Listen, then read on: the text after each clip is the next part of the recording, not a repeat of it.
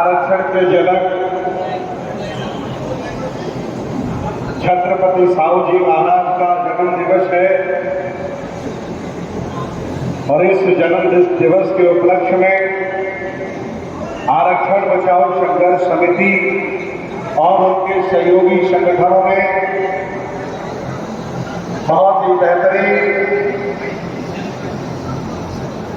51 की पावन धरती पर आयोजन रखा और दूर दराज से बड़े बड़े लोगों को इस आयोजन में बुलाया,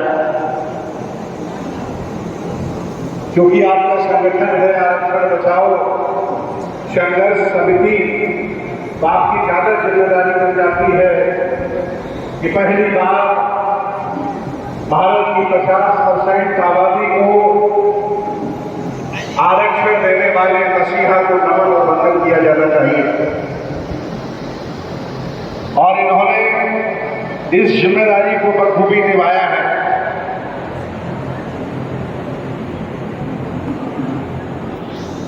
आज के दिन कम से कम आरक्षण लेकर प्रगति करने वालों की जिम्मेदारी बनती है कि वो लोग आरक्षण विरोधियों के मंसूबों को जान लें, आरक्षण विरोधियों के षड्यंत्र को समझ लें। आपसे पूछना चाहता हूं कि आपने आरक्षण का अगर लाभ लिया है तो क्या आपने आरक्षण विरोधी लोगों को किसी भी तरह से आज तक छोड़ पाया कि नहीं छोड़ पाया? सामाजिक तरह से आपने आरक्षण विरोधियों का बहिष्कार किया कि नहीं किया? राजनीतिक तरह से आपने आरक्षण विरोधियों का बहिष्कार किया कि नहीं किया? आर्थिक तौर से आपने आरक्षण विरोधियों का बहिष्कार किया कि नहीं किया? और धार्मिक तौर से अगर आपने आरक्षण विरोधियों का बहिष्कार नहीं किया है तो आप आरक्षण खाकर के घर में बैठे एक आम आदमी से ज्यादा और कुछ नहीं हो।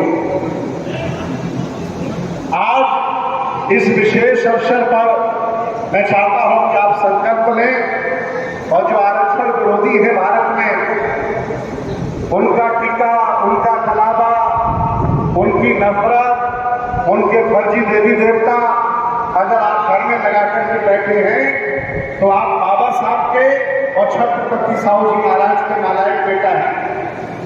अगर लायक बेटा है तो इन लोगों को घर से बाहर निकालिए, तो कोई मतलब नहीं है।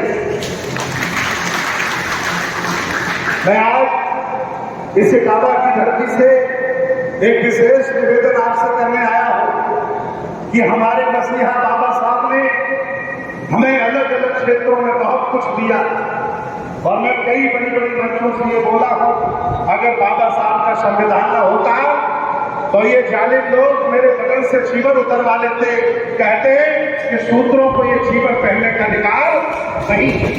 अगर जीवन भी मेरे शरीर पर है तो इसलिए कि बाबा साहब के संविधान से भारत चलता है।